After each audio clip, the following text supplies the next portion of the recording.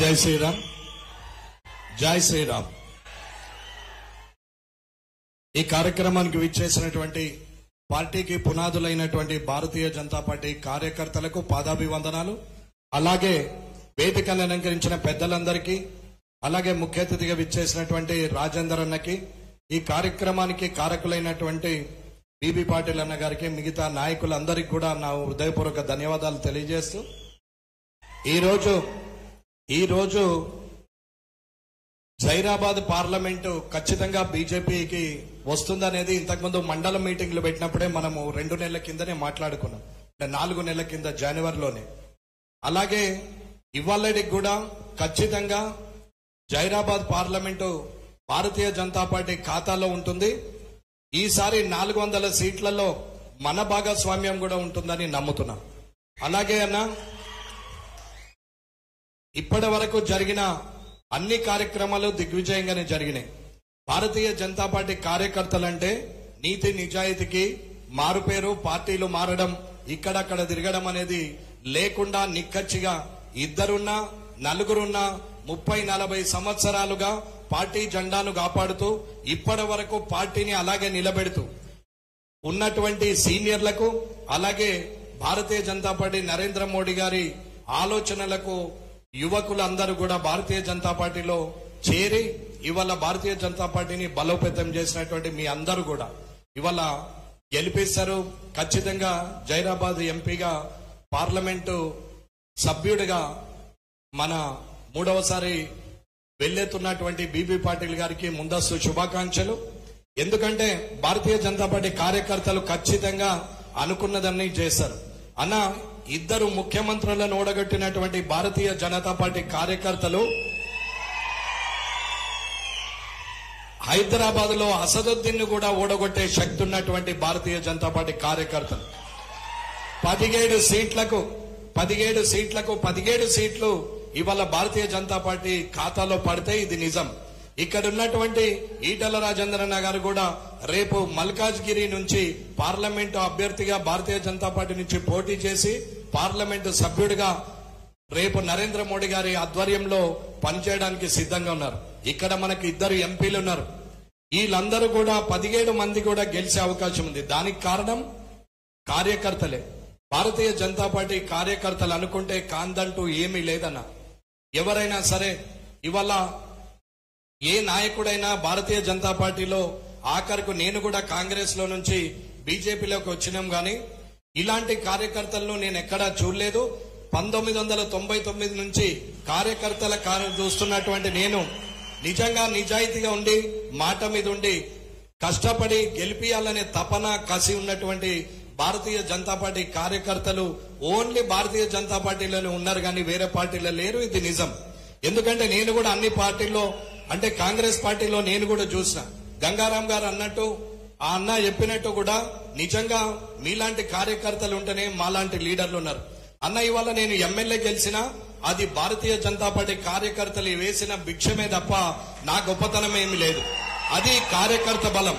రేపు గెలవబోయే ప్రతి ఒక్క నాయకుడు కూడా భారతీయ జనతా పార్టీ కార్యకర్త చెమట చుక్కతోని, కష్టంతోని, వారికి ఉన్న నీతి నిజాయితీతోని, ప్రజల మధ్యన తిరిగి సంపాదించిన ఓట్లతోని గెలిచిన వాళ్ళమే తప్ప లీడర్లుగా మేం చేసింది ఏమీ లేదు.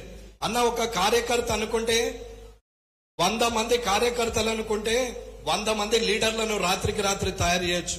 కానీ ఒక్క లీడర్ అనుకుంటే 100 మంది కార్యకర్తలను తయారు చేయాలనుకుంటే చాలా ఏళ్లు పడుతుంది. అది కార్యకర్త బలం. అన్న,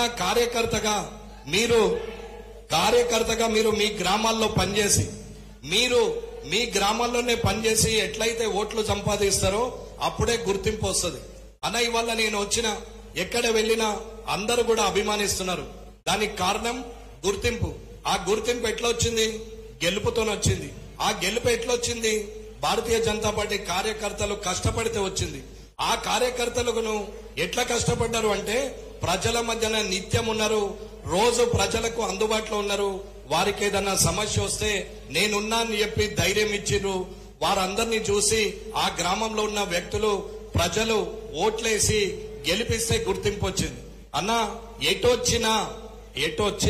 తిరిగి వచ్చినా గ్రామంలో మీకున్న పట్టుతోనే రేపు పొద్దున ఏదైనా గెలుపు అనేది నేను చెప్తున్నా. మీరు మీ ఊర్లో 1000 ఓట్లు ఉన్నాయి అనుకుందాం, అందులో 500 ఓట్లు భారతీయ జనతా పార్టీ కార్యకర్తల ఖాతాలో ఉంటే నాలాంటోడు గాని నా పయ్యోడు గాని ప్రతి ఒక్కడు సంకనాకుంటా మన ఇంటికి వచ్చి మీ ఇంటి ముందట నేను నిలబడతారని చెప్తున్నా. ఎందుకంటే అది ఓట్లకున్న బలం. ఆ బలం మీ దగ్గర ఉండాలా. మీరు చేసిన కష్టంతోనే మాలాంటి లీడర్లు తయారవుతారు గాని మేం చేస్తే మీతోనే అయ్యేది, మీకు జరిగేది ఏమీ లేదు. కానీ ఏ కార్యకర్తతోనైతే గెలుస్తామో ఆ కార్యకర్తను మర్చిపోయిన వాడు నాయకుడు గాడు, అతనికి మనుగడ ఉండదు. అది కార్యకర్త గొప్పతనం అని చెప్తున్నా. అన్న, మీ దగ్గర 10 ఓట్లు 20 ఓట్లే ఉన్నాయి అని అనుకుంటే మనం ఎప్పుడు నాయకులం కాదు.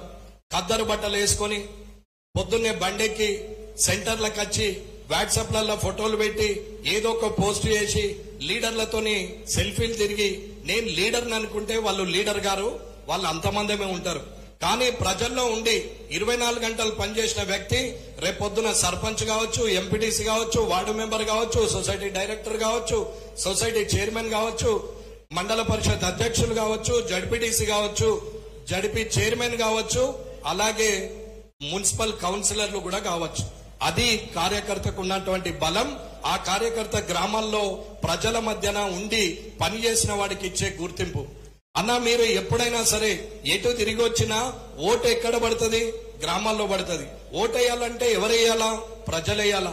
ప్రజలేసే ఓటుకు ఎవరు దగ్గరగా ఉండాలా? కార్యకర్త దగ్గరగా ఉంటాడు. కార్యకర్త ముఖం చూసి మధ్యరాత్రి అయినా సరే నాకేదైనా కష్టం వస్తే వచ్చి నిలబడతారు అని చెప్పి కార్యకర్తను నమ్మి ఓటేస్తారు.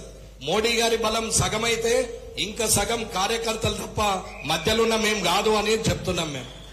అన్న, ఏదైనా సరే లీడర్ అనే వ్యక్తి ఇవ్వాల్సింది రెండు. ఒకటి నమ్మకం, ఎంత పెద్ద కష్టం వచ్చినా మా నాయకుడు ఉన్నాడనే ధైర్యం ఉండాలా. ఆ రెండిచ్చినోడే లీడర్ అవుతాడు తప్ప వేరే వాళ్ళు కారు అనేది ఆలోచించుకోండి. అన్న, మీరు చేసే పని వల్ల మాలాంటి వాళ్ళు వస్తారు తప్ప మీరు చేయని కష్టం మాలాంటి వారికి ఓటమే వస్తుంది. అందరు లీడర్లు ఏమనుకుంటారంటే గెలిస్తేనేమో నా కష్టంతో గెలిచిన అనుకుంటారు, ఓడిపోతే కార్యకర్తలు పని చేయలేదని చెప్తారు. అన్న, గెలుపైనా ఓటమైనా కార్యకర్తదే బాధ్యత తప్ప లీడర్ గొప్పతనం ఏం లేదనేది చెప్తున్నా. దయచేసి మీరందరూ కూడా మీ ఊర్లలోనే పనిచేయండి. అన్న, బయట తిరిగి మనం ఏది షో చేసినా నీ ఊర్లో పట్టు దొరకదు. ఇవాళ మీ ఊర్లో మీరు పనిచేసి మెజారిటీ ఓట్లు మీ ఊర్లో తెస్తే రానున్న 3 నెలల్లో లోకల్ బాడీ ఎలక్షన్లు ఉన్నాయి. అప్పుడు మీ ఊర్లో మీరు sarpanch, MPDC, society chairman, director, మండల పరిషత్ అధ్యక్షులు, జిల్లా పరిషత్ మెంబరు, జిల్లా పరిషత్ అధ్యక్షులు, మున్సిపల్ కౌన్సిలర్లు, మున్సిపల్ చైర్మన్ అయ్యే అవకాశం ఉన్నది. ఎప్పుడైనా రాజకీయం నా కొరకే చేసుకుంటాను అనుకోవాలి కానీ నేను ఎవరికో సేవ చేస్తున్నా అనేది కాదు. నేను బీపీ పాటిల్ గారికి సేవ చేసిన, బాగా కష్టపడి గెలిపించిన, నేను వెంకటరమణారెడ్డికి బాగా కష్టపడి గెలిపించిన అని అనుకునే కన్నా నేను రేపు ఎప్పటికైనా సరే, నేను 5 ఏళ్లకైనా సరే 10 ఏళ్లకైనా సరే ఈ ఊరికి సర్పంచ్ కావాలా, ఈ ఊర్లో నేను సొసైటీ డైరెక్టర్ని కావాలా, ఈ ఊర్లో ఎంపీటీసీ గెలవాలా, 10 ఏళ్లకైనా మండల పరిషత్ అధ్యక్షుడిని కావాలా, అవసరం వస్తే అవకాశం వస్తే కష్టపడితే 15 సంవత్సరాల లోపల నేను ఈ కాన్స్టిట్యున్సీకి ఎమ్మెల్యే కావాలనే కసితోని పనిచేసినప్పుడే మనం అందరం గెలుస్తామనేది చెప్తున్నా.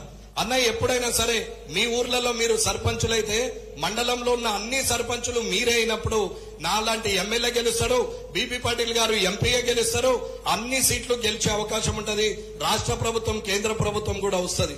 ఇది ఒక్కసారి మీరు గమనించి గ్రామాల్లోనే మీరు పని చేసుకుంటూ మీ స్థానబలం ఎక్కడుందో అక్కడ మెజారిటీ ఓట్లు మీకు వచ్చినప్పుడు మీకే గుర్తింపు వస్తుంది, పార్టీ గుర్తిస్తుంది, ప్రజలు గుర్తిస్తారు, ప్రజాప్రతినిధులైతారు, పార్టీ పోస్టులు కూడా వస్తాయని చెప్పి తెలియజేసుకుంటూ ఈ అవకాశం ఇచ్చిన మీ అందరికి కూడా హృదయపూర్వక ధన్యవాదాలు తెలియజేస్తూ ముగిస్తున్నా. జై హింద్, జై భారత్, జై మోడీ. ధన్యవాదాలన్నా.